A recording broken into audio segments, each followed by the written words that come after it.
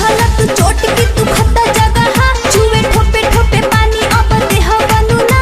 अरे सुनो हे दिलाई बनी रुई नहीं कोनियो सचुई देना जगह पति लगा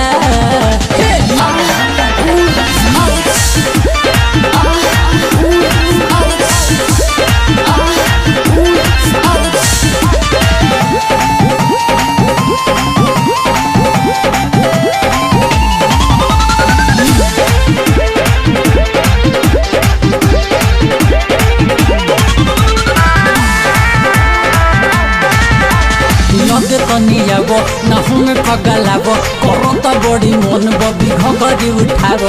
अरे उठाओ ना रे छरपटा बताली जनी लाइट बुताबो लकीली लगाबो डरेला बड़ी मन जब लगे हमरा आबो ए हटना नहीं तनियो सही लय अपन देह बबी ढीला दे हम जगह है पध के हचका ए